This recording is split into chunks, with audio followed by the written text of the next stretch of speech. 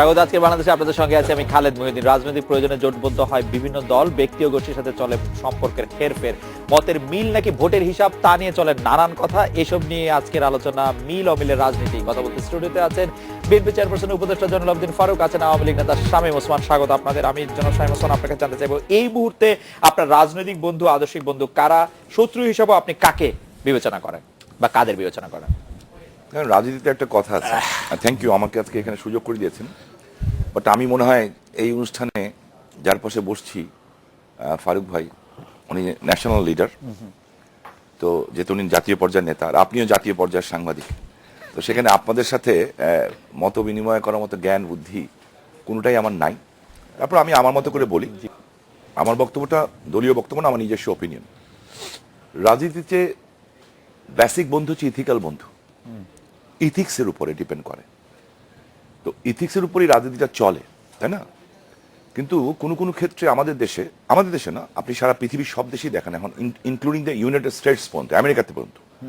American প্রেসিডেন্টের এবার প্রচার কি ছিল নির্বাচনে? টোটাল প্রচারই ছিল রেসিজমের পক্ষে, তাই না?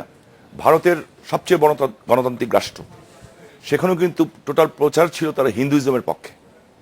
বিকজ ভোট যুদ্ধ একটা, আর রাজনীতিতে ইথিক্যাল ফ্রেন্ডস একটা।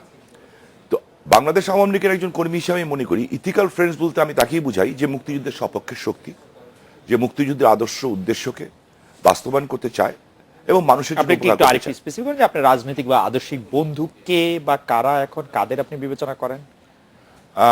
মানে কে বলতে বুঝাচ্ছেন? দলকে? কোন দল? তা আমরা তো 14 দল আছি, 14 দলের তারাই আপনার রাজনৈতিক বন্ধু আপাতত এখন বন্ধু আছেন।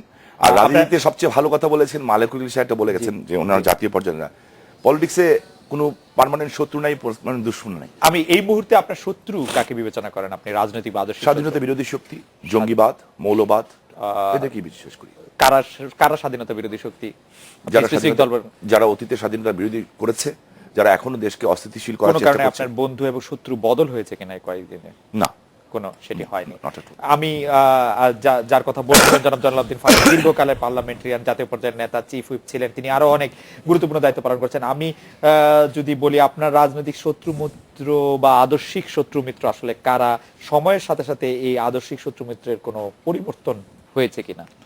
আমি এতটুকু বুঝি, খালেদ মহিউদ্দিন আপনাকে ধন্যবাদ জানাই এবং শ্রোতা দর্শক সবাইকে আন্তরিক অভিনন্দন জানাই। বিশেষ করে শামীম সাহেবের সাথে আজকে আলোচনা আসতে পারে আমি খুবই খুশি যে কতগুলো কথা বলার সুযোগ পাবো। বিষয়টা হলো কে আপন কে পর রাজনীতিতে। আমি একজন ক্ষুদ্র রাজনৈতিক কর্মী হিসেবে ছাত্রী জীবনে রাজনীতির সাথে সম্পৃক্ত ছিলাম।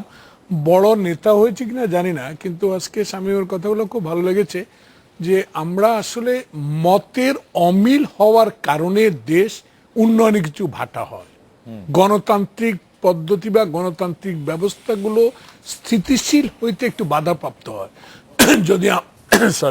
যদি আমাদের মধ্যে মিলমিশ থাকে, গণতান্ত্রিক ব্যবস্থাটা শক্তিশালী হয়। পার্শ্ববর্তী দেশ ভারত বা অনেকটা গণতান্ত্রিক দেশে যাওয়ার সৌভাগ্য আমার হয়েছে। সেসব দেখেছি আমি নির্বাচনের পরের দিনে ফুলের তোড়া দিয়ে একে অপরকে অভিনন্দন জানায়। আর আমাদের দেশে আমরা যারাই যে দলে ক্ষমতা যায়, যে দল ক্ষমতার বাইরে থাকে, তারা আমরা কিছু না কিছু কথা বলি, সেটা আমি নাম উল্লেখ করতে চাই না। সে কারণে এটা আমার নিজস্ব মতামত। সে কারণে আমি মনে করি যে আপনি যে মিল আর অমিলের রাজনীতির কথা বলেছেন, আমি আমার ক্ষুদ্র অভিজ্ঞতার আলোকে শামীমের সাথে আমি একমত পোষণ করব। মিলটা কার সাথে হবে? মিলটা হবে বাংলাদেশের নিবন্ধিত রাজনৈতিক দলগুলো যারা আছে তাদের সাথে, বা অনিবন্ধিত রাজনৈতিক দল যদি থেকে থাকে, সরকার যদি নিবন্ধন দিয়ে থাকেন, তাদের সাথে যদি তারা দেশ বিরোধী হয়, স্বাধীনতা বিরোধী হয়ে থাকে, তাদের তো নিবন্ধন দেওয়ার কোনো প্রক্রিয়া বা কোনো কথাই আসে না। সেখানে আমি মনে করি যে এখন বাংলাদেশে যেসব নিবন্ধিত রাজনৈতিক দলগুলো সংসদে প্রতিনিধিত্ব করছেন বা সংসদে আছেন বা অতীতে ছিলেন, তাদের মধ্যে মিলমিশ থাকাটা নির্ভর করছে কার উপর? Okay. আন্তরিকতার উপর। Okay. সে আন্তরিকতাটা সকল দলের মধ্যে থাকলে আমি মনে করি মিলমিশটা হবে। ওকে, জনাব জলালউদ্দিন ফারুক, আপনি নিশ্চয়ই খেয়াল করেছেন যে শামীম ওসমান আমার দ্বিতীয় প্রশ্নের ইয়েতে উনি বলেছেন যে স্বাধীনতার পক্ষে যারা আছেন তারা ওনার রাজনৈতিক বা আদর্শিক বন্ধু, যারা এর বিপক্ষে আছেন তারা তার রাজনৈতিক বা আদর্শিক শত্রু। এরকম কোন সেগমেন্টেশন আপনি করবেন কিনা আদর্শিক শত্রু বা বন্ধুর ক্ষেত্রে? আসলে কতগুলো কৌশল আছে রাজনীতিতে। বাংলাদেশে স্বাধীনতার পর, স্বাধীনতার আগে শামীমও আমাদের সাথে রাজনীতি করেছে, তুখোড় ছাত্রনেতা ছিল, আমরা একই দলে ছিলাম।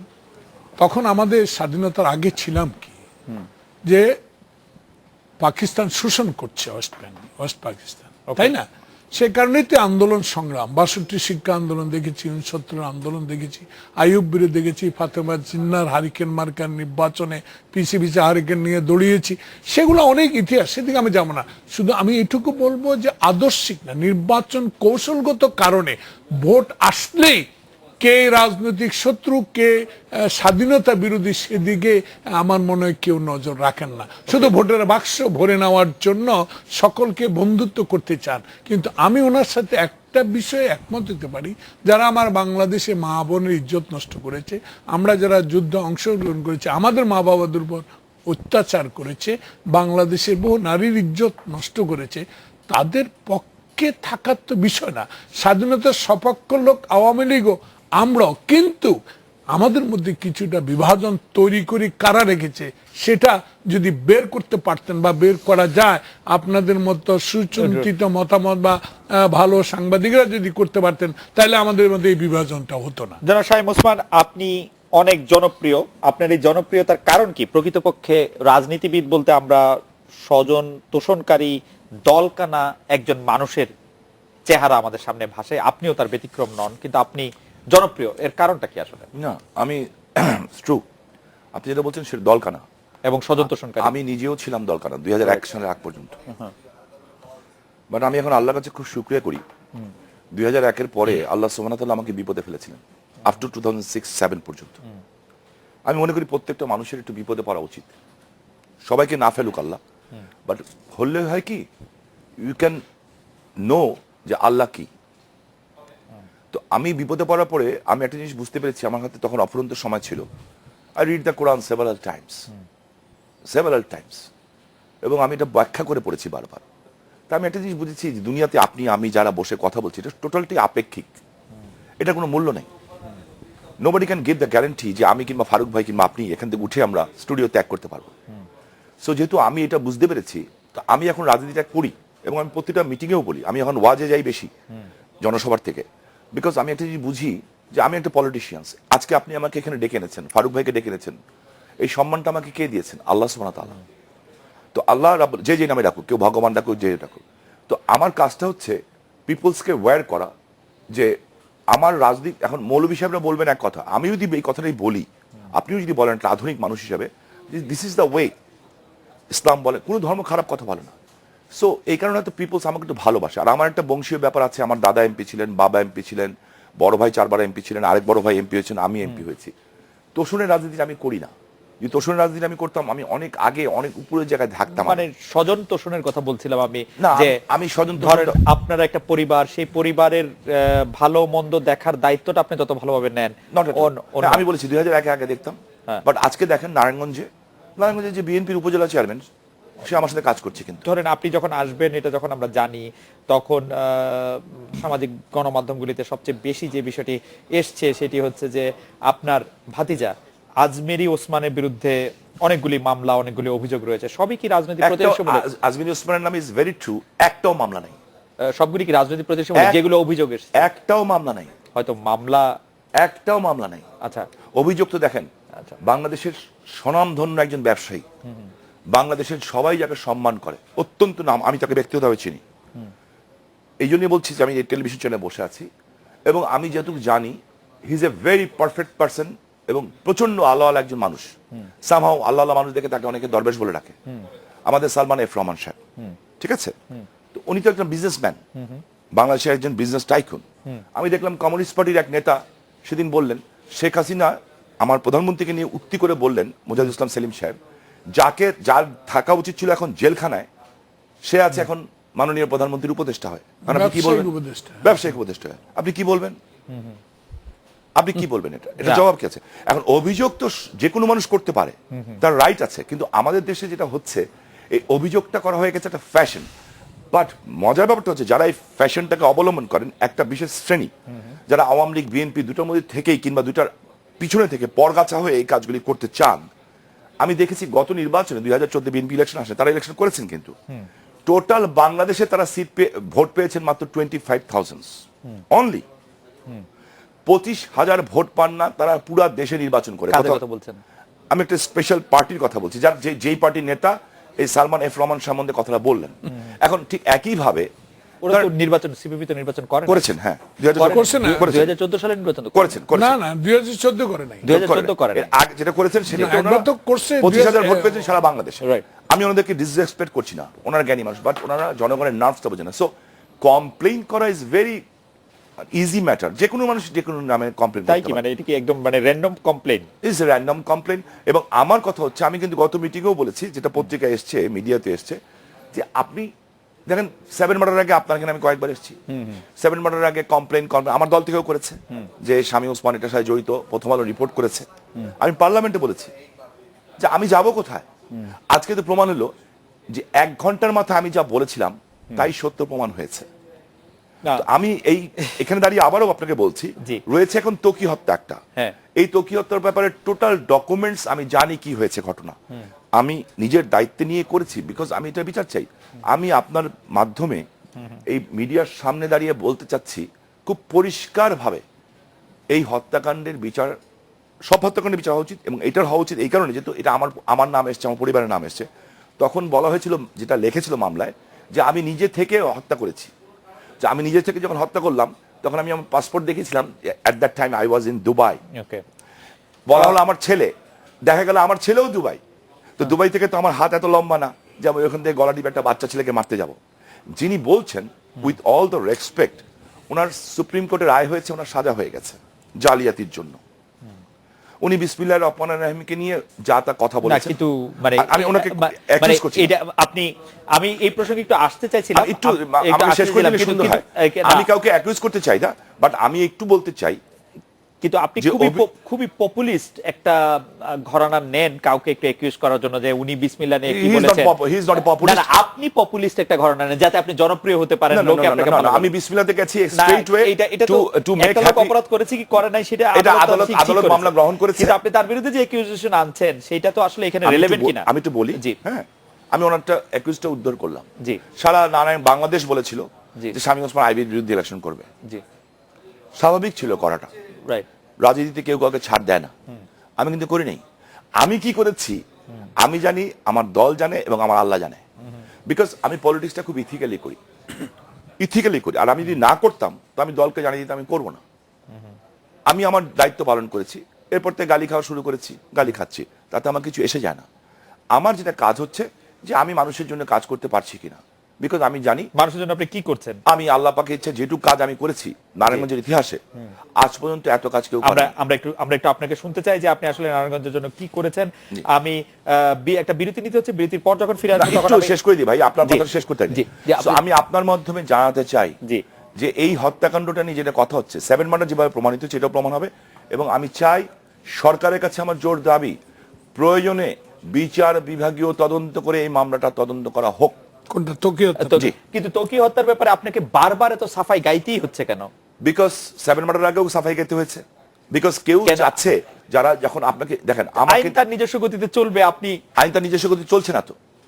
আপনি কি তাকে বলে সেটাকে আবার নিজস্ব গতিতে আনছেন? না, যারা তখন এই মামলাটা পরিচালনা করেছিল তারাই কিন্তু 7 মার্ডার ঘটিয়েছে। কার সাথে বসে ঘটিয়েছে, কার থেকে টাকা নিয়েছে, কোথায় বসে করেছে, উই নো এভরিথিং। ওকে, তার মানে হচ্ছে আপনি চাইছেন যে এটা বলে এবং আপনার অবস্থান পরিষ্কার করে। আপনি যখন ম্যাজিস্ট্রেট ছিলেন, আইনের ভাষায় কোনো খসড়া আছে যে বলে যে কি বলে যে চার্জশিট দেওয়া যায়, খসড়া চার্জশিট বলতে কিছু আছে? খসড়া চার্জশিট বলতে কিছু না। তাহলে প্রথম আলোতে খসড়া চার্জশিট করতে উঠলো? খসড়া কোন গভর্নমেন্টের কোন কর্মকর্তা খসড়া চার্জশিট সাবমিট করলো, দ্যাটস দ্য ক্লিয়ার থিং। আমরা একটু আমি আইন পাস করেছি, আপনি ম্যাজিস্ট্রেট ছিলেন। আমার অবশ্য ম্যাজিস্ট্রেসির মনে নাই অনেকখানি কিছু। আমি খুবই অল্প সময়ের জন্য বেঁচে ছিলাম। আমি একটা বিরতি নিচ্ছি, বিরতির পর ফিরে এসে ফারুক ভাই আপনার কাছে যেটা জানতে চাইবো যে আপনারা জনগণকে সঙ্গে নিয়ে এই সরকারকে একটি গ্রহণযোগ্য নির্বাচন করতে চাপ দেওয়ার কথা বলছেন জনগণের সঙ্গে, কিন্তু জনগণ আপনাদের কথা আসলে শুনবে কেন? আপনাদের কাছ থেকে জনগণ কি পেয়েছে, কি বা পাবে জনগণ আপনাদের কাছ থেকে? আমরা একটা বিরতি নিয়ে ফিরছি আপনাদের কাছে।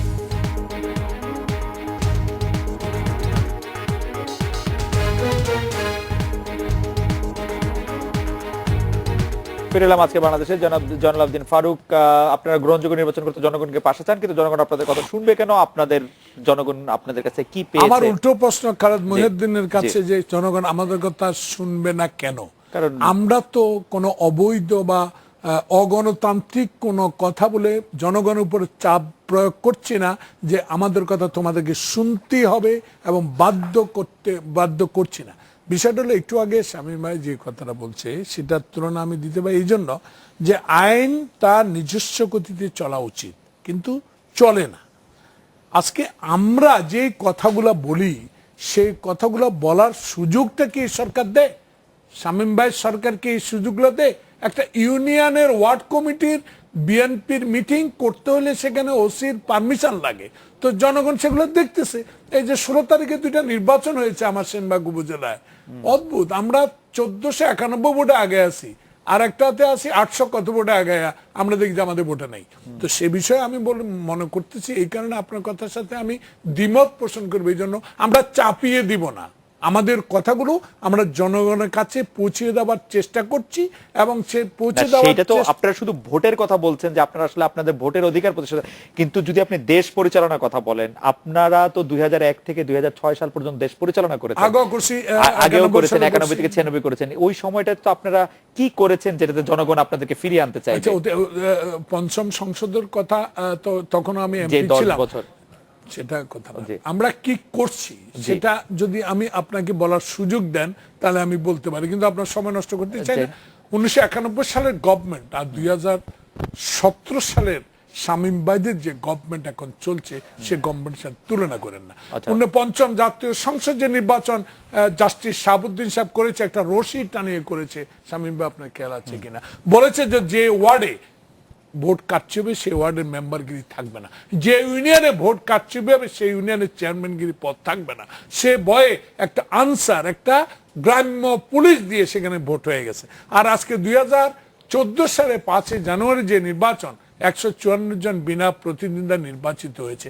এই বিষয়গুলো আমরা নির্বাচনের কথা বলেই তো ক্ষমতা আসলে উন্নয়ন করব। আজকে যে উন্নয়নের জোয়ার ভাসছে, এই যে একটু আগে একজনে, আমি আসতে বলছি না, আপনার এখানে বসে গল্প করছিলাম, আসে একজনে বললো চট্টগ্রামের ছাত্রলীগ সুইমিং পুল করতে দেবে না ক্রীড়া সংস্থাকে, মায়ের পিঠ গেলি যা পত্রপত্রিকায় দেখলাম। তো সেখানে একজন বলল যে নাসির সাহেব, আপনি তো মেয়র হইলেন, নাসির না কি নাম, আজম নাসির, নাসির সাহেব আপনার কি দরকার, এখন আর কিলাকিলি বন্ধ করে দেন, এমনি তো আপনার সুইমিং পুল সারা চট্টগ্রামে হয়ে গেছে।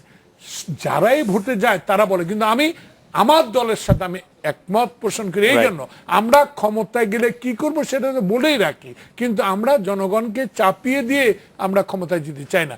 জনগণের কাছে সুষ্ঠু নির্বাচনের জন্য যে কথাগুলো প্রয়োজন সেই কথাগুলো আমরা বলছি। জনাব শামীম ওসমান, আপনাকে যখন পেয়েছি আপনার কথা দিয়ে আবার একটু বলি যে আপনি হুমকি দিয়ে কথা বলেন, বিশেষ করে জনসভায়। এই যেমন বললেন অমুকের বিরুদ্ধে আপনার চোখের ইশারায় যথেষ্ট, সংসদে আপনি খুবই ধমক দিয়ে কথা বললেন যারা আপনার বিরুদ্ধে লেখালেখি করছে। এটা আপনাকে বেশিরভাগ সময় আমরা অনেক ক্রোধান্বিত দেখি, এর কারণ কি আপনি একটু? আপনি বললেন যে আমি সংসদে যে কথা বলেছি, এই সৎসাহসটা সব রাজনীতিবিদ থাকা উচিত।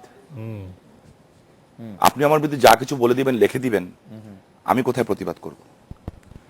আমি the first person in the parliament. আমি বলছি না যে আমি সবচেয়ে ভালো মানুষ, আমি দোষে কোনো ভালো মানুষ, বাট আমি মনে করি আমি নিজেকে রেসপেক্ট করি। কারণ যে ব্যক্তি তার নিজেকে সম্মান করতে পারে না, সে কাউকে সম্মান করতে পারে না। আমি পার্লামেন্টে খুব পরিষ্কারভাবে বলেছি, আমার ধর্ম ইসলাম, আমি একজন মুসলমান, আমার বাবা মা আমাকে ওইভাবে মানুষ করেছেন। আমি পরিষ্কারভাবে বলেছি, ইসলাম ধর্মে কিংবা সামাজিকতায় যা কিছু নিষেধ আছে তার কোনটাই আমি করি না। হারাম খাই না, হারাম ধরি না, প্লাস অনৈতিক কোনো কাজের সাথে আমি জড়িত না। যেহেতু জড়িত না, আল্লাহ ছাড়া পৃথিবীর কোনো শক্তিকে আমি ভয় করি না। এটাকে যদি আপনি ধমক বলেন তা আমি ধমক দিয়েছি। বিকজ আপনি প্রথম আলো লিখে দিবেন শামীম ওসমান খুনি, 38 বছর ধরে আমি ওয়েট করব। আরেক পত্রিকায় লিখে দিবে আমি ড্রাগ ডিলার, আমরা পার্লামেন্টের মেম্বাররা। আমি বলছি প্রমাণ করেন। এবং আমি এই কথাও বলেছি, আপনি ইউটিউবে দেখবেন যে আমাদেরকে স্যাক করা উচিত পার্টির থেকে যদি আমি হয়ে থাকি। Very clear message. তো আমি আদালতে যাব, আপনি একজন বড় সাংবাদিক কিংবা ওনার একটা বড় সম্পাদক, কিন্তু আপনি তাকে পার্লামেন্টের ইমিউনিটিতে আপনি গালাগালি করবেন না? আমি গালাগালি একটা স্ল্যাশ শব্দ, গালি মানে আপনি মানে বকা বকা দিয়েছেন, আমি শুনছি। না, পার্লামেন্টে বলতে পারে, পার্লামেন্টের ইমিউনিটি আছে। আমি একটু বলি, একটা স্ল্যাং, একটা আনপার্লামেন্টারি শব্দ আমি ইউজ করিনি, কিন্তু আমি শুধু বলেছি যে ওনাদের এই কথা সত্য হতে পারে, তো প্রুভ ইট। আপনি আমাকে বলেন, বিং এ লয়, আপনি একজন লয়ের ছাত্র, আমি একজন লয়ের আমি ছাত্র, জার্নালিজমের ছাত্র। আমি একটু বলি, আমি যখন আমাকে 7 মার্ডারের সময় যখন বললো যে Shamim Osman is involve with this murder, আমি প্রথমে প্রথম আলো পত্রিকাকে বললাম উইথ রেসপেক্ট, আমি ওনাকে রেসপেক্ট করি, উনি অনেক জ্ঞানী মানুষ, যেটা প্রমাণ দেন, সূত্রের নাম বলেন। উনি আমাকে লিখে পাঠালেন সূত্রের নাম বলা যায় না। আমি এগ্রিড, আপনি সূত্রের নাম যদি না দেন, অ্যাজ এ কনসাস পিপল হিসাবে, সচেতন মানুষ হিসাবে আপনার উচিত হবে আইও যে ইনভেস্টিগেশন অফিসার, তাকে প্রমাণ করে দেন যে আমি কিভাবে জড়িত। উনি বললেন সেটাও দিবেন না। আমি বললাম okay fine, then you can do one thing, আপনি আমার অভিভাবক স্পিকার, আপনি স্পিকারের কাছে জানান যে কিভাবে আমি ইনভলভ ছিলাম, তাহলে সে আমার বিরুদ্ধে ব্যবস্থা নেবে। সেটা উনি দিলেন না। আমি বললাম ওকে, আপনি যদি তাতেও ভালো মনে না করেন, আমাকে সবগুলির কপি আছে, মহামান্য রাষ্ট্রপতিকে জানান, সেটা উনি দিলেন না। পরে আমি আমার সরকারের তথ্যমন্ত্রীর কাছে আমি চিঠি দিলাম যে তোমার এই নিয়ন্ত্রিত পত্রিকায় আমাকে লাগাতারভাবে বলেছে, সো তার কাছে জিজ্ঞেস করো যে আমি কিভাবে ইনভলভ, সেটার উত্তর পেলাম না। তো আপনি আমাকে বলে যাবেন, আমার একটা পরিবার আছে, আমার একটা সন্তান আছে, আমার একটা মেয়ে আছে, আমার একটা বউ আছে, আমার একটা ফ্যামিলি আছে, আমার কিছু ফলোয়ার্স আছে, আপনি আমাকে বলে যাবেন, আমি বলে দিব মহিউদ্দিন সাহেব, কারণ আপনার আমি একটু বলি, আপনি পলিটিশিয়ান, আপনার পলিটিক্যালি কারেক্ট থাকার কথা। না, আমি বলি, আপনি আমি যদি এতগুলি চিঠি দেওয়ার আপনি পরে জনসভায় বলেছেন যে উমুকের জন্য আমার চোখের ইশারাই যথেষ্ট, সেগুলি কিরকম কথা? অবশ্যই। কি করবেন আপনি চোখের ইশারা? চোখের ইশারা বলতে আমরা যেটা বুঝাই, আপনি যদি বলেন চোখের ইশারায় ভালোবাসা হয়, চোখের ইশারায় ক্ষোভের প্রকাশও হয়। যদি আমার চোখ দিয়ে 2 ফোঁটা পানি পড়ে তাদের অত্যাচারে, নারায়ণগঞ্জের রাস্তা পিচ্ছিল হয়ে যাবে, কারণ মানুষ আমাদেরকে ভালোবাসে। আমি সেটা বুঝছি যে আপনি চোখের ইশারা দিয়ে বুঝাইছেন যে আপনি একটা চোখের ইশারা দিলে একটা লন্ডভন্ড হয়ে যাবে। আমি আপনাকে স্পষ্টভাবে বলতে চাই, আল্লাহ সুবহানাহু ওয়া তাআলা, আল্লাহ এবং রসুল, এই প্রশ্নে আমি ব্যক্তিগত শামীম ওসমান রাজনীতি করি কিংবা না করি, আমি কোনো আপোষ করব না। বিকজ আপনাকে তো কেউ আপোষ করতে বলেও আমি করিনি। আপনি বারবার এই প্রসঙ্গ কেন? আমি আপনাকে বলছি, ওই প্রশ্নই আমি বলেছি যে যদি নাস্তিকতার বিরুদ্ধে কথা বলতো আমার চোখের ইশারা যত, কিন্তু আমি সেটা করিনি। This is the first time in the history of Bangladesh, আপনি শুনে অবাক হবেন, একই মঞ্চে আলেম, ওলামা, বিএনপি, জাতীয় পার্টি, আওয়ামী লীগ, বিএমএ, মুক্তিযোদ্ধা সংসদ, chamber of commerce, all the শ্রেণী পেশার মানুষ একটা মঞ্চে উঠেছে, এবং আমরা শুধু বলেছি যে আমরা এটাকে ঘৃণা প্রকাশ করলাম। আমি তাদেরকে জিজ্ঞেস করেছি, রাজপথে না, আদালতে গেছেন, আদালতের মাধ্যমেই সমাধানটা নেন। তো আমি হোয়াটস আই রং? আমি সেই সমাধান নেন সেটা আদালতের মাধ্যমে, সেটা এক কথা, আর চোখের ইশারা বা ওগুলি আরেক কথা। যাই হোক, আমরা আবার একটা বিরতি নিতে হবে। বিরতির পর ফিরে এসে ফারুক ভাই, আমরা জানতে চাইবো যে বিএনপির 2015 সালের রাজনীতি আর 2017 সালের রাজনীতি এক নয়। 2015 সালের প্রথম 4 মাস যদি আমরা বিবেচনা করি ভিসাভিস 2017 সালের 4 মাস, আমরা দুটি বিপরীতমুখী রাজনৈতিক দেখি বিএনপির কাছ থেকে। যে কোনো একটি রাজনীতি তো অবশ্যই ভুল। কোনটি ভুল বলে আপনি মনে করেন? এখন বিএনপি যেটি করছে সেটি, নাকি 2015 সালে যেটি করা হয়েছে সেটি? আমরা একটা বিরতি নিচ্ছি, ফিরছি আপনাদের কাছে।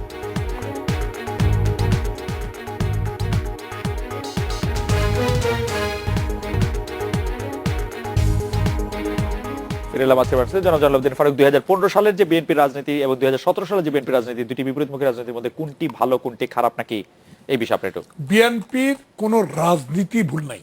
ওকে, বিএনপির রাজনীতি সাচ্চা। একটু আগে আপনি শামীম সাহেবকে বলেছেন যে আপনি ক্রুদ্ধ হয়ে কথা বলেন। অনেকে ক্রুদ্ধ হতে পারে, অনেকে কথা ভাব ভঙ্গিত হইতে পারে। উনি বলেছেন চোখের ইশারা প্রেম করা যায়, চোখের ইশারা আবার ধমকে দেওয়া যায়, এটা কোনো বিষয় না। তা আমার বক্তব্য হলো, আপনি যেটা আমাকে বোঝাতে চাচ্ছেন বা আমার থেকে জানতে চেয়েছেন, আমি একজন রাজনৈতিক কর্মী, বিএনপি আমাকে যা দিয়েছে আমি বিএনপিকে তা দিতে পারি না। সে কারণে আমি বলতে চাই 2015 সালের যে কৌশল, যেই কারণে বিএনপিকে অনেকে বলে ভুল রাজনীতি করেছে, অনেক বিশ্লেষক এই কথা বলতে আমি শুনেছি টক শোতে, কিন্তু আমি মনে করি একজন বিএনপির কর্মী হিসাবে যে বেগম খালেদা জিয়ার নেতৃত্বাধীন যে নেতৃবৃন্দ বা স্ট্যান্ডিং কমিটি, তারা 2015 সালে কৌশলগত কারণে কোনো ভুল করেন নাই, যে কৌশলে তারা এগিয়েছেন সেটাও সঠিক ছিল। 2017 সালে মানে 2017 সালে যে বিএনপি এখন যে পদ্ধতিতে আগাচ্ছে সেটা নির্ভর করবে আমার ভাই শামীম ওসমানদের মাননীয় প্রধানমন্ত্রীর উপর। মাননীয় প্রধানমন্ত্রী একটি কথা বলেছে যে আমি 2014 সালের মতো আরেকটি নির্বাচন করতে চাই না, আমি এমন একটি নির্বাচন দিতে চাই যে নির্বাচনে সকল দলের অংশগ্রহণ হয়। সে কারণে এই 2015 পর থেকে 2016, 2017 আমাদের বিএনপি যে রাজনীতিতে এগিয়ে যাচ্ছে, আপনি গত কালকে বা পরশু আমি পত্রিকায় একটা জিনিস দেখেছি যে বেগম খালেদা জিয়া একটা সহায়ক সরকারের প্রস্তাবনা নিয়ে আসতেছেন হয়তো আপনাদের সামনে 15-20 দিনের মধ্যে। সেখানে আপনি দেখবেন যে আমরা চাই যে একটি গ্রহণযোগ্য নির্বাচন, ভোটাররা ভোট কেন্দ্রে যাক, সারা ভোট দিক, যেই ক্ষমতা আসুক, কিন্তু সে বিষয়ে যদি মাননীয় প্রধানমন্ত্রী তার কথায় সঠিক থাকেন, সিদ্ধান্ত অটল থাকেন যে আমি একটি গ্রহণযোগ্য নির্বাচনের ব্যবস্থা করব, সেখানে কে কার অধীনে নির্বাচন হবে সেটা বড় কথা না। বড় কথা হলো যে নির্বাচনের দিন ভোটাররা ভোট কেন্দ্রে যেতে পারবেন কিনা, সেটাই হলো 2017 সালে বিএনপি আগামী নির্বাচনে সঠিকভাবে একটি গ্রহণযোগ্য নির্বাচন করার জন্য। বিএনপি বা এরকম কোন বড় দল যদি নির্বাচন প্রতিহতের ঘোষণা না দেয় তাহলে ভোট কেন্দ্রে হয়তো আরো কিছু বেশি হলো লোক যাবেন। শোনেন, প্রতিহত করা, প্রতিবাদ করা, এটার মধ্যে ভিন্নতা। আমার চেয়ে অনেক ভালো বুঝবেন। কিন্তু শামীম ভাই, আমি শামীম ভাইয়ের একটা প্রশ্ন বলতে চাই যে একটু আগে উনি বলেছেন নারায়ণগঞ্জের নির্বাচনে আমি ছিলাম, কুমিল্লার নির্বাচনেও আমি ছিলাম, একটা ওয়ার্ডে ছিলাম, দায়িত্ব পালন করার চেষ্টা করেছি। কিন্তু বিষয়টা হলো নির্বাচন সংক্রান্ত বিষয়ে যারা ডিল করে নির্বাচন কমিশনার, আসলে তারা স্বাধীন সার্বভৌম নির্বাচন কমিশন সংবিধান মোতাবেক, কিন্তু তারা কি স্বাধীনভাবে কোনো নির্বাচন পরিচালনা করতে পারেন? আজকে কি নির্বাচন কমিশনের পুলিশ আছে? আজকে সাইদ খোকন পুলিশ চায়, আজকে আমাদের আনিস সাহেব পুলিশ চায়, আজকে রাজুক পুলিশ চায়, তাহলে নির্বাচন কমিশন তো পুলিশ দিয়া, বিডিআর দিয়া, বিজিবি দিয়া, আর্মি দিয়া একটা নির্বাচন পরিচালনা করা সম্ভব না। তাই এই সাংবিধানিক প্রতিষ্ঠানকে সহায়তা করার জন্য সরকারকে আন্তরিক হইতে হবে। সেই সরকার যদি আন্তরিক হয় তাহলে আমি মনে করব দেশে একটি গ্রহণযোগ্য নির্বাচন। শামীম ভাই, আমার প্রশ্ন আপনার কাছে, আপনি নিশ্চয়ই এই বিষয়টি তো একটু বলতে চাইবেন যে সংসদ সদস্য হিসেবে আপনি দেশের নীতি নির্ধারণে কি ভূমিকা পালন করেছেন? আপনার কোনো উল্লেখযোগ্য? একটু ফারুক ভাইয়ের সাথে একটু আলোচনা করি। জি, ফারুক ভাইয়ের সাবজেক্টটা খুব জটিল সাবজেক্ট ছিল, কিন্তু এবং এটা কিন্তু খুব ইম্পর্টেন্ট সাবজেক্ট। আমি ফারুক ভাইয়ের সাথে একমত হয়ে দ্বিমত পোষণ করি। জি, আমি জানি না আমার রাজনৈতিক ফিউচার কতদিনের আছে, বাট আমি যেটুকু আছে আমি খুব স্ট্রেট ফরওয়ার্ড কথা বলতে চাই, কারণ নেক্সট জেনারেশন এই দেশ গড়ে তুলবে। We did hour job. আমি মনে করি আমি আমার জব করেছি। আমি রাজনীতিতে এসেছি বঙ্গবন্ধু হত্যা বিচারের জন্য। আমি কিছু বুঝে রাজনীতি করতে আসিনি। আমি ক্লাস 8 থেকে জেল খাটা শুরু করেছি, ক্লাস 11 থেকে আমি পিঠে মার খাওয়া শুরু করেছি। হ্যাঁ, 81 জন আগে 2-3 বার জেল খেটে নিয়েছি। তো আমাদের টাকা ছিল জাতির পিতাকে হত্যা করা হয়েছে, হত্যাটা সঠিক হয়নি, আমরা তাদের প্রতিবাদ করেছি, হত্যার বিচার হয়ে গেছে। তার আগের প্রজন্ম রাজনীতি ছিল, দেশ স্বাধীন করুন, মুক্তিযুদ্ধ করেছে। বাংলাদেশের রাজনীতি ইন্টারন্যাশনাল রাজনীতির বাইরে না। আমাদের দেশে কতটুকু রাজনীতি আছে সেটি আমার প্রশ্ন। এটা হলো প্রথম, এবং আপনারা মিডিয়াও ইন্টারন্যাশনাল শক্তির বাইরে না, এখান থেকে চলিত হয়। বিএনপি 2014 নির্বাচনে যায় নাই আন্তর্জাতিক রাজনীতির কৌশলের কারণে। কেউ তাদেরকে হোপ দিয়েছিল তোমরা যেও না, নির্বাচন বন্ধ হয়ে যাবে। সে যে কোনো দেশ হোক, সাদা হোক, কালো হোক, কিংবা বেশি সাদা হোক, বিএনপি সেই ট্যাবে পাড়া দিয়েছে। বিএনপির রাজনীতির সবচেয়ে বড় ভুল হয়েছে, বিএনপি একটা শক্তিশালী সংগঠন, নো ডাউট। বাংলাদেশের দল আছে দুটো, আর বাকি সব ম্যাক্সিমাম আগাছা। আগাছা শব্দটা বলা উচিত না, বাট তারা ওইভাবে প্রপিবল হতে পারেননি। কেমন? একটা আছে আওয়ামী লীগ, এটা থাকবেই। জাতীয় পার্টিকে আপনি দল বলতে চান না? বলছি। এরপরে যেটা আসতেছে জাতীয় পার্টি, বিএনপির একই ভোট। আরেকটা হচ্ছে বিএনপি। এই দুটো পার্টির ভোট 30, 38, 32, 37 এরকম যাবে থাকে। এই পার্টিটা আওয়ামী লীগ এ থাকবে, বিকজ এ হচ্ছে কিন্তু একটা বংশীয় পার্টি। আমি করেছি, আমার ছেলে করেছে, আমার বাপ করেছে, আমার দাদা করেছে। আর বিএনপিটা হচ্ছে, এই ফারুক ভাই বললেন আমি ছাত্রলীগ করেছি, ঠিক আছে, তার আগে হয়তো ওনার বাবা হয়তো মুসলিম লীগ করেছেন। এটা পার্টি পার্ট চেঞ্জ হয়েছে, আমাদেরটা কিন্তু ধারাবাহিক ভাবে হয়ে আসছে, এটা বংশীয় হয়ে আসছে। সো এটা থাকবে। বাংলাদেশের পার্টি আছে দুটো, আওয়ামী লীগ অ্যান্ড এন্টি আওয়ামী লীগ। আওয়ামী লীগকে হারাতে হলে বিএনপি যে কৌশলটা নিয়েছিল নির্বাচনে আজ পর্যন্ত কেউ আটকাতে পারেনি। আমরাও পারিনি 15 ফেব্রুয়ারিতে, বাট নির্বাচনের পরে আমরা নির্বাচনকে বানচাল করেছি বিকজ এটা গ্রহণযোগ্য ছিল না। আমরা করেছি। বিএনপি যে পথটা ধরেছিল সেই পথটাই ছিল বিএনপি সবচেয়ে বড় ভুল, জ্বালাও পড়া রাজনীতি। বিএনপি বলে আমি করিনি, আপনারা করিয়েছেন, what ever is blamed on BNP. বিএনপিকে আগে জনগণের কাছে যেতে হলে এই জায়গা থেকে বেরিয়ে আসতে হবে। আমাদের দুই দলের উচিত জনগণের উপরে ভরসা করা। ভোটের রাজনীতিতে ক্ষমতায় আসলে জনগণের ভাগ্যের আপনি পরিবর্তন। আন্তর্জাতিক রাজনীতি দিয়ে শুরু করেছিলেন, আন্তর্জাতিক হ্যাঁ। রাজনীতিকে বিএনপি কি শুধু প্রভাবিত করছে, আওয়ামী লীগকে প্রভাবিত অবশ্যই করছে? আমাদেরকে করছে। সেটা কিভাবে? 2001 এ এটা সেটা কিভাবে? Straight clear. সেটা কিভাবে? 2001 এ আপনার বাংলাদেশে আমি বলি 2014 এর কথা যদি না, বলেন। আপনি না বললে ক্লিয়ার হবে না। 2001 এর কথা আমরা 2001 এ জানি। আমেরিকান এক্স প্রেসিডেন্ট কে এসেছিল বাংলাদেশে? 2001 এর কথা সে আমরা জানি, এসে- বাই দিস টাইম এটা অনেকবার বলা হয়েছে, যেটা না, প্রধানমন্ত্রী দিয়ে জি। গ্যাসের কথা বলা হয়েছিল। এটা জি। প্রধানমন্ত্রী খুব ক্লিয়ার কনসেপ্ট অনেকবার বলেছেন। ঠিক আছে, যে জি। প্রধানমন্ত্রী আমরা আসতে পারি এখন ক্ষমতায়। এখন এবং হাওয়া আওয়ামী ভবনে লীগের উপরে এখন আন্তর্জাতিক প্রভাবটা কি? আন্তর্জাতিক প্রভাব আওয়ামী লীগের উপরে শেখ হাসিনার ক্রেডিট হচ্ছে এটাই, বাংলাদেশের প্রধানমন্ত্রী উনি কিন্তু আন্তর্জাতিক প্রভাবকে কেয়ার করেন নাই। উনি ডেমোক্রেসি এবং তার মানে শেখ হাসিনার উপর প্রভাব নাই, বিএনপির উপর প্রভাব আছে। BNP আবার আপনি এই কথা বলছিলেন যে বাংলাদেশ এখন রাজনীতি আছে কিনা সেটা নিয়ে আপনার প্রশ্ন, সেই প্রশ্নটি কি আসলে? রাজনীতিটা আছে কিনা এটা দেখেন, কত শেম আমাদের জন্য, শেমফুল আমরা কান্ট্রি। ভারতে একজন আমেরিকান অ্যাম্বাসেডর আর ব্রিটিশ অ্যাম্বাসেডর ম্যাক্সিমাম একটা জয়েন্ট সেক্রেটারি লেভেলে কথা বলতে পারে। আর আমাদের দেশের এক্স প্রাইম মিনিস্টার কিংবা বড় বড় মন্ত্রী, বড় বড় ফারুক ভাইদের মতো জাতীয় নেতারা ধর্ণা দিয়ে আমরা যে অ্যাম্বাসেডরদের সাথে কথা বলছি, সেম তারা আমাদের দেশের ব্যাপারে কথা বলছে। হু আর দে? এটা আপনারা সম্পাদকরা যে কথা বলছেন, সুশীল সমাজের প্রতিনিধি যে কথা বলছেন, কেন? তারা কারা? আমার কাছে লজ্জা লাগে দেশে। মানে বাংলাদেশের রাজনীতি হচ্ছে যে শুধুমাত্র 30 লাখ লোক রক্ত দিয়েছে। না, আপনি কে? বাংলাদেশের রাজনীতি হচ্ছে যে অ্যাম্বাসেডারদের সাথে কথা বলছে, সেইটা না না হচ্ছে না, যে আমার কাছে সমস্যা। একটা শেম লাগে, লজ্জা লাগে ভাইজান, প্লিজ জি। আপনি আমাকে লেট মি ফিনিশ। ব্যক্তিগত, জি। আজকে বড় বড় জাতীয় পর্যায়ের নেতা, মানে নেতা না, ইন্টেলেকচুয়াল পারসনস, ধরেন ডক্টর ইউনূস, ধরেন ডক্টর আবেদ খান, এরকম এরকম বড় বড় যারা আমাদের গর্ব হতে পারতেন, তারা যে আজকে সো প্রিটি একটা অ্যাম্বাসেডর, যার দেশে সে একটা deputy secretary, joint secretary level, ছোট একটা ডেস্ক পায়, সে আমাদের দেশে হচ্ছে রাজা মহারাজা হয়ে যাচ্ছে। কেন? আমরা কেন আমাদের প্রবলেম সলভ করতে পারবো না? And they are created the problems. কেন প্রবলেম ক্রিয়েট করছে? বিকজ আমাদের ভৌগোলিক অবস্থা। বাংলাদেশ এককভাবে কিন্তু ভৌগোলিক অবস্থা ইম্পর্টেন্ট না। বাংলাদেশে ইম্পর্টেন্ট হচ্ছে বাংলাদেশের পাশে একটা বিরাট বড় রাষ্ট্র আছে ভারত। সামবডি এই জায়গাটাকে শান্তি রাখতে চায় টু সেভ ভারত, সামবডি এই জায়গাটাকে অশান্ত করতে চায় টু ডিস্টার্ব ভারত। আমরা এই জায়গাটাতে পড়ে গেছি। আপনি আন্তর্জাতিক রাজনীতির এই প্রভাব আপনি মনে করছেন। আমাদের একটা বিরতি নিতে হচ্ছে, বিরতির পর ফিরে এসে কি আপনি আমাদেরকে এক লাইনে বলবেন যে সংসদ সদস্য হিসেবে আপনি আসলে কি দায়িত্ব পালন করছেন, নিজেকে আওয়ামী লীগ হিসেবে একটা কর্মী পরিচয় দিতে আপনি ভালোবাসেন, আওয়ামী লীগ দলেও আপনার কি প্রভাব রয়েছে বা নীতি নির্ধারণ আপনার ভূমিকা নিয়ে আমরা একটু শুনবো। ছোট করে আমরা একটা বিরতি নিচ্ছি।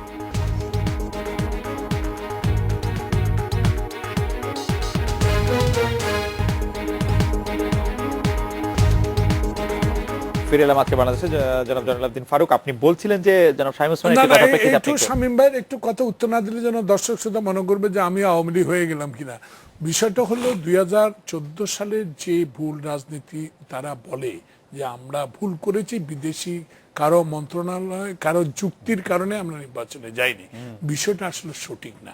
আমরা কেন যাই না তার প্রমাণ তো এখন পাচ্ছি আস্তে আস্তে।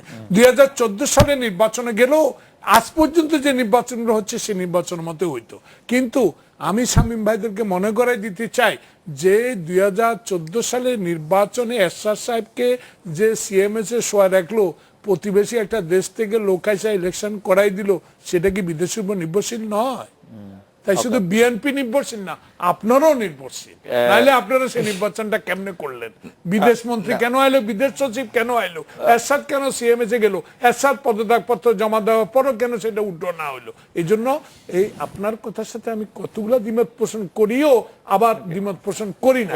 সেখানে আমি মনে করি যে ডিপেন্ডেন্ট, একটু আগে বলেন যে অ্যাম্বাসেডারের কানে দাওয়াতের জন্য অনেকে পাগল হয়ে যায়, সেটা বিষয়টা আছে। অ্যাকচুয়ালি ব্যাপারটা হলো কি, if you want to do something for the country, কিংবা আমি যত ভালো একটা পার্টি হই কিংবা যত ভালো মানুষ হই, আমাকে দেশের জন্য কিছু করতে হলে পাওয়ারে যেতে হবে। আমাদের অবস্থা হয়ে গেছে কি, এখন এমন একটা অবস্থা হয়ে গেছে যে রাজনীতিতে আমি যদি পার্সোনাল রিলেশন ধরেন ফারুক ভাইয়ের সাথে আমার, ধরেন 91-তে এমপি ছিলাম, প্রতিদিন ঝগড়া রাখতো, 96-তে ফারুক ভাইয়ের সাথে রাখতো। আমি খুব তখন আরেকটু ভোকাল ছিলাম, ফারুক ভাইও তখন ভোকাল ছিল, চিফ ছিল, পাল্টা জবাব দিত। আমান ভাই তেমন একসাথে ইউনিভার্সিটি পলিটিক্স করছি, পার্সোনাল রিলেশন রাখার উপায় নেই। কেন নাই? বিকজ সাম যা হাইব্রিডস ইন বোথ পার্টি, তারা বলবে ওর সাথে তো লাইন আছে, রাইট? সামাজিক রিলেশন এখন।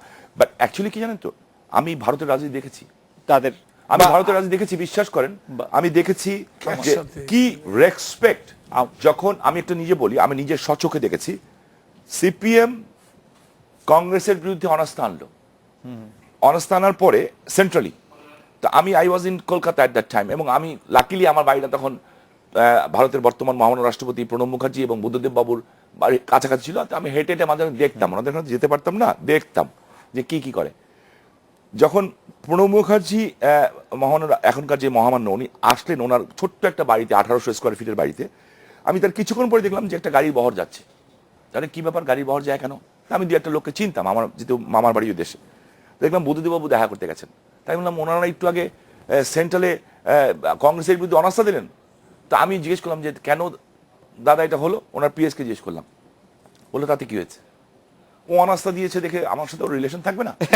তা সেটা আমাদের রাজনীতিতেও আসলে অনেকে অনেকে অনেকে অনেকে না, আমাদের রাজনীতি অনেকে আপনার কাছে আমার প্রশ্ন, আমাদের মধ্যে এই তারতম্যটা কেন? এটা হয়েছে ফারুক ভাই, এটা আমি বলবো, আপনি বেয়াদবি না নিলে, আপনি আমার বড় ভাই। হ্যাঁ, আপনি আমার বড় ভাই, খুব সংক্ষেপে যদি বলেন, অনেক সিনিয়র। তিনটা জিনিস করলে আপনারা এটা হয়ে যেত। আপনারা যখন 91-তে ক্ষমতা আসছেন, বঙ্গবন্ধুকে জাতির পিতার সম্মান দেওয়া, বঙ্গবন্ধু হত্যাকারীদের আশ্রয় প্রশ্রয় না দেওয়া, বঙ্গবন্ধু হত্যার বিচার কন্টিনিউ করা, এই কাজটা যদি করতেন তাহলে কিন্তু এই রিলেশনটা আমাদের মধ্যে থাকতো। আমার কিন্তু মনে হয় আপনারা ঠিক অপোজিটটা গেছেন। বঙ্গবন্ধু হত্যাকারীদের আশ্রয় দিয়েছেন, প্রশ্রয় দিয়েছেন, জাতীয় সংসদে তাদের নিয়ে 15 ফেব্রুয়ারিতে বসাই দিয়েছিলেন। সো ওই জায়গাটাতে আওয়ামী লীগের কর্মীরা, দেশের স্বাধীনতার পক্ষের মানুষ আপোষ করবে না।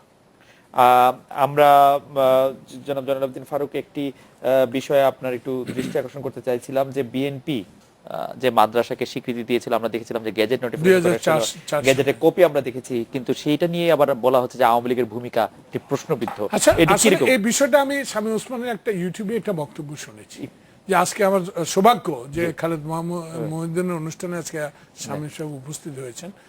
হেফাজতকে নিয়ে যে খেলাটা হচ্ছে, আমি আসলে ইসলামের উপর এত অভিজ্ঞতা আমার নাই, যেহেতু আমি মুসলমান, কিছু লেখাপড়া, কোরআন শরীফ পড়তে পারি বা সূরা পড়ে নামাজ পড়তে পারি, সেটা আমি ইসলামিক ধর্ম আমি পালন করি, আমার ধর্ম আমি পালন করি, কে কার ধর্ম পালন করি সেটা আমার বিষয় না। কিন্তু বিষয় হলো হেফাজতকে নিয়ে আওয়ামী লীগের এখন নাচানাচি কেন? আমাদের স্পষ্ট যে আমরা আজকের মাননীয় প্রধানমন্ত্রী বা সরকার প্রধান যেটা হেফাজতকে দিয়েছেন, সেটা তো আমরা বহুত আগে দিয়ে রেখেছি, এটা নিয়ে তো নতুন কোনো কথার দরকার নাই। এখন নির্বাচনী খেল কিনা, এটা নির্বাচন খেল কিনা, এবং এটা যে সামনে একটা নির্বাচন আসতেছে, সে নির্বাচনের কৌশল কি, যে হেফাজতকে আপনাদের পত্র পত্রিকা, সাংবাদিক, বিশ্ব সবাই বলেছে রক্তস্রোত গঙ্গা বয়ে গেছে, সে হেফাজতকে নিয়ে এত খেল কেন? আমার মনে হয় যে শামীম ভাই এটা একটু জবাব যদি 1 মিনিটে দেন, আমি শুধু আপনার কাছে জিনিসটা আনি। আপনি কিন্তু সব মানুষের এমপি, নারায়ণগঞ্জের সব মানুষ আপনাকে ভোট দিয়েছেন, কিন্তু আপনি বারবার আপনার মুসলমান পরিচয়টাকে সামনে আনছেন, সেইটাও ভোটের রাজনীতি, ভোটের খেল কিনা। আমি ওই মঞ্চে দাঁড়িয়ে, কেউ আজ পর্যন্ত বলে নাই, আমি ওই মঞ্চে দাঁড়িয়ে, আপনি আমার রেকর্ডটা দেখেন, আমি বলেছি যদি এইখানে থাকা অবস্থা আমি শুনি কোনো হিন্দু মন্দিরে হামলা হচ্ছে, I am the first person ওখানে গিয়ে দাঁড়াবো। বিকজ ইসলাম টোল্ড দ্যাট, আল্লাহ কোরআনে বলেছেন, তোমরা অন্য কথা বাদ দেন, আল্লাহ কোরআনের আয়াত বলছি আপনাকে, আল্লাহ বলেছেন কোরআনে, তোমরা অপরের আল্লাহকে গালি দিবে না, যদি দাও মনে মনেও যদি সে তোমার আল্লাহকে গালি দেয়, তার সমস্ত রেসপন্সিবিলিটি তোমার। আর নবীজি যখন মক্কা জয় করলেন, তখন উনি বলেছেন ইহুদিরা যদি বহিঃশত্রু দ্বারা আক্রান্ত হয়, মুসলমানের ডিউটি হচ্ছে ইন ফেভার অফ দ্য ইহুদির পক্ষে লড়াই করা। সেটা তো শুধু ইহুদির জন্য না বা হিন্দুর জন্য না, সেটা হচ্ছে যে অন্য মতাবলম্বী, অন্য ধর্মাবলম্বী। আপনি নিজেও বলছেন যে আপনি মুসলমান, আপনি বলছেন নাস্তিক হলে সেটি ভেঙে দিতেন, আপনি বলছেন যে আমি ইসলামটাকে এই জন্য বলি যে যে কোনো ধর্ম যদি আপনি পালন করেন, পপুলিস্ট একটা না, যে কোনো ধর্ম একটা আছে যে আপনার মতের সাথে আমি একমত না হতে পারি, কিন্তু আপনার মতামত প্রকাশের জন্য আমি জীবন দিতে। আমার বাবা একটা কথা বলতেন আমাকে, যেটা আমরা ভুল করেছি, দ্যাটস ওয়াই আজকে জঙ্গিবাদ, দ্যাটস ওয়াই আজকে এই ধরনের বাচ্চা ছেলেরা চলে যাচ্ছে, আমরা মসজিদটা ছেড়ে দিচ্ছি অন্য মানুষকে। আপনাকে বুঝতে হবে কিন্তু এদেশে 95% মুসলিম। আমি যদি মসজিদে যাই এবং আমি যদি সহি কথাটা বলি, আল্লাহ আমাকে প্রথম বানিয়ে এসেছে দুনিয়াতে কি এসছে, নবীজির কাছে রিড, ইকরা, পড়ো। So I have to read, এবং আমি পড়ার পরে আমি যদি একটা ডিসকাশনে যাই, আপনার মতো একজন স্মার্ট লোক, ফারুক ভাইয়ের মতো একটা জ্ঞানী লোক, আর আমার মতো একটা ছোট নগণ্য মানুষ যখন বলবে this is Islam, this is not, তাহলে এই বাচ্চা বাচ্চা ছেলেগুলি জঙ্গি হবে না কিন্তু। আর আমি যেটা আমাদের শেষ করতে হবে। আমার মনে হয় যে আপনি আপনার পয়েন্ট রেজ করেছেন খুব সুন্দর করে। জয়নাল আবেদিন ফারুক ভাই, আপনাকেও অনেক ধন্যবাদ, আপনি Thank আপনার you. বিষয়গুলি খুব ক্লিয়ার করেছেন। এই ছিল আজকের বাংলাদেশের, দেখা হচ্ছে আগামীকাল এই সময়। শুভরাত্রি।